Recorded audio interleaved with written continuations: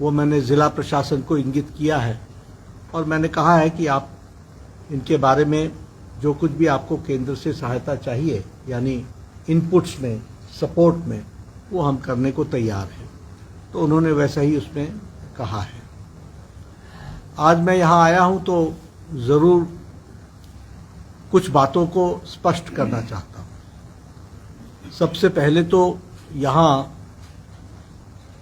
हमारे सुखविंदर सिंह सुक्खू जी की सरकार एक प्रदेश में ये नैरेटिव बनाने का प्रयास कर रही है कि जैसे केंद्र से उनको पैसे नहीं आ रहे, जैसे केंद्र ने हिमाचल की चिंता नहीं की। मैं यहाँ स्पष्ट करना चाहता हूँ कि केंद्र में अगर एक भी विकास का ईंट लगा है तो तब लगा है जब भारत का प्रधानमंत्री एनडीए का है। जब श्रीमान भारत रत्न अटल बिहारी वाजपेयी थे तब आपको स्पेशल पैकेज मिला। जब आपके प्रधानमंत्री हुआ करते थे तो आपने हिमाचल के स्पेशल हिली स्टेट का जो फायदा मिलता था उससे आपने वंचित किया था। ये कांग्रेस का इतिहास है। This is the history of Congress party. Not even a single contribution is there for any important projects which has come here. It has been always done when the NDA government led by BJP leader, first Bharat Ratna Atal Bihari Vajpayee, and for the last 11 years Narendra Modi ji, that it has taken place. इसलिए मैं इस narrative को dispel करना चाहता हूं। इस साल 2025 में सिर्फ हिमाचल के साल भर के डेवलपमेंट के लिए 11,806 करोड़ रुपए का बजट आवंटित किया गया है। 11,806 करोड़ रुपीस। टैक्स डिवोल्यूशन 2024-25 में, यानी पिछले साल जो मार्च में समाप्त हो रहा है, उसमें आपको जिसमें से 10,681 करोड़ रुपए में से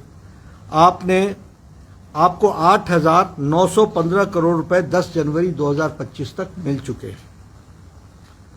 ग्रांट्स इन एड में आपको 13,285 करोड़ रुपए दिए गए, 13,285 करोड़।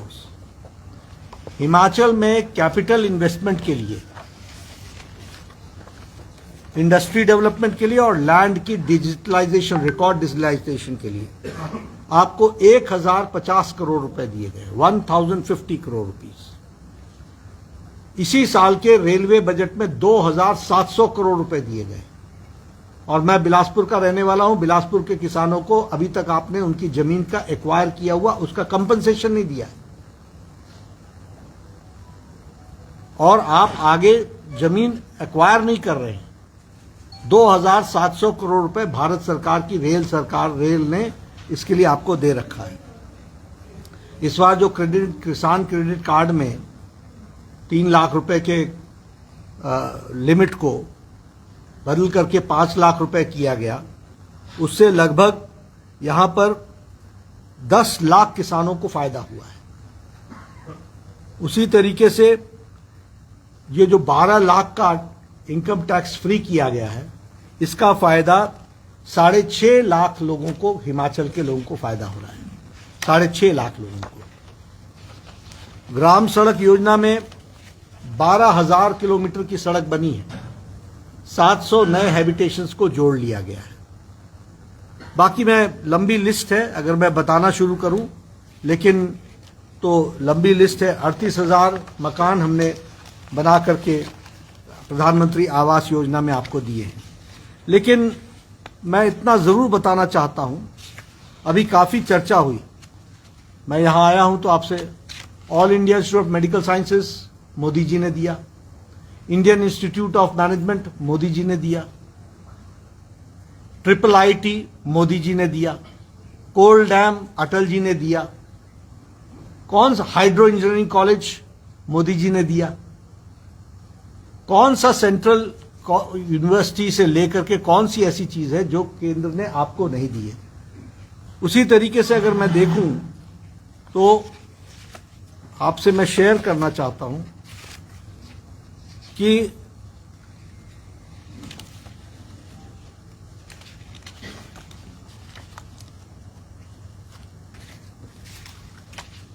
जब डिजास्टर आया था तो हम लोगों ने 1782 करोड़ रुपए दिए थे। मैंने पहले भी बोला है लेकिन मैं रिपीट करता हूं, लोग भूल जाते हैं इसलिए। 10 जुलाई को मैं आया था, उस दिन होम मिनिस्ट्री ने 180 करोड़ रुपए रिलीज किए। 14 जुलाई 2023 को आया था, 180,000 करोड़ रुपए रिलीज किए। 1 अगस्त को मैं आया था, 400 करोड़ रुपए रिलीज किए गए प्रधानमंत्री मोदी जी के द्वारा। 7 अगस्त को हम लोगों ने 189 करोड़ रुपीस फिर से रिलीज किए गए। टोटल अपने 1782 करोड़ रुपीस भारत सरकार ने, मोदी जी ने यहां के लिए रिलीज किए गए। यह अलग बात है कि आपने उसका डिस्ट्रीब्यूशन कैसे बंदर बांट की, वो एक बहुत बड़ा प्रश्न। ये देखो बांदल पंचायत, ये बहुत बड़ा प्रश्न है, लेकिन ये सारी बातें मैं आपसे बहुत बुरा हाल हो गया।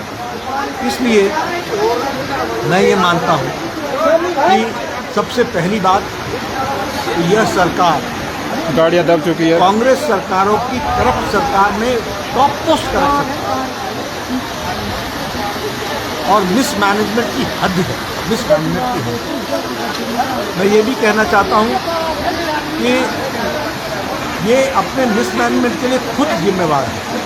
और मैं यहाँ पूछना चाहता हूँ कि कौन सा ऐसा पैसा है केंद्र के पास जो आपका नहीं दिया, आप बताइए। जो आप केंद्र पर बोल देते हैं, कौन सा पैसा है जो आपको मान्य है और ड्यू है और आपको नहीं है, और ये आपका रोका गया।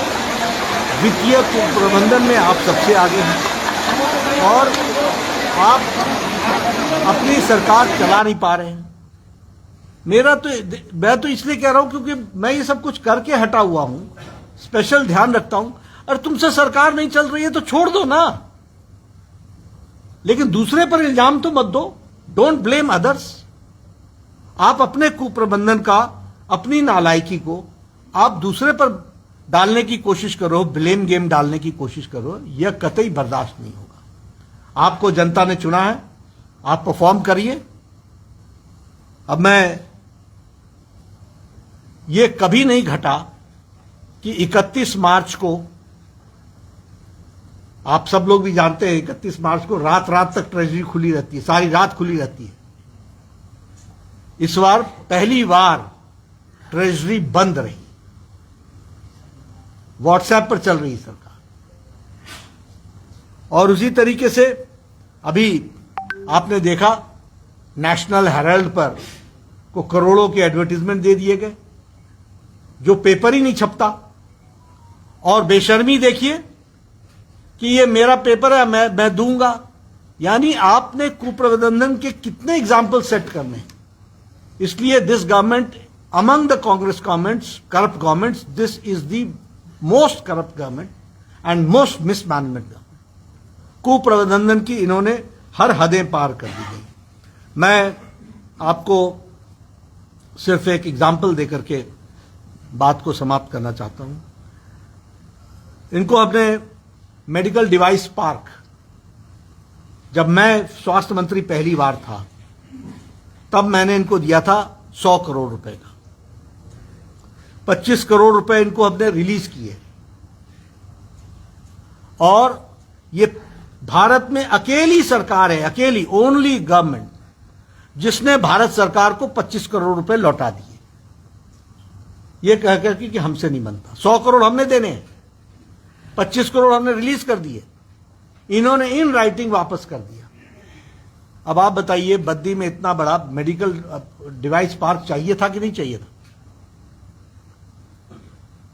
अगर यहां का स्वास्थ्य मंत्री उस समय मैं था और मैंने अगर ये प्रयास करके आदरणीय मोदी जी से ये आशीर्वाद आपको दिलाया, तो आपकी चिट्ठी दे जाती है और वो कहती है कि हमें नहीं चाहिए। उसी तरीके से बल ड्रग पार्क 225 करोड़ रुपए हमने रिलीज कर दिए। इसमें हमने 1000 करोड़ रुपए देने हैं। अब कैसे मैं लाया था प्रधानमंत्री मोदी जी के, एक गुजरात को मिला, एक हिमाचल को मिला, एक साउथ में एक स्टेट को मिला, 3 स्टेट्स को सिर्फ मिले, जिसमें से हिमाचल को आदरणीय मोदी जी के आशीर्वाद से मिला था। 1000 करोड़ रुपए का है, 225 करोड़ रुपए रिलीज हो गए हैं। स्टेट हैज, और कब रिलीज हुए हैं? 2023 में रिलीज हो गए। स्टेट अभी तक उसको यूटिलाइज नहीं कर सका है। हेल्थ में 2014-15 से लेकर के और 15th फाइनेंस कमीशन को लेकर के, जिसमें मेडिकल कॉलेजेस और नर्सिंग ब्लॉक्स कॉलेजेस जोड़े जा रहे हैं, उसमें हमने 12 क्रिटिकल केयर ब्लॉक्स, जिसमें से एक भी कंप्लीट नहीं हुआ है, 12 क्रिटिकल केयर ब्लॉक्स हमने दिए हैं, जिसमें से एक भी कंप्लीट नहीं हुआ है। 11 मदर एंड चाइल्ड हॉस्पिटल दिए हैं। यहां पठानिया जी बैठे होंगे, निका जी आप बैठे हैं, आप पठानी जी आप बैठे हैं। आपको याद है कि आपके सामने आकर के मैंने शिलान्यास किया था, पिछली टर्म में बंद पड़ा है। उसी तरीके से integrated public health labs, not even one completed. पिछली टेन्योर में मैं इनको, आपको पता होगा जॉन्डिस फैला था शिमला में, कुछ लोगों की डेथ हुई थी। मैं स्वास्थ्य मंत्री था, मोदी जी के आशीर्वाद से national centre for disease control लेकर के आया है, एनसीडीसी। अब जाकर के जब मैंने याद दिलाई दूसरी बार स्वास्थ्य मंत्री बनने के बाद बतौर कि भाई वो national centre for disease control दिया गया था, तो अब जाकर के उसकी जमीन हमको अलॉट हुई है। ये सरकार चल रही है क्या?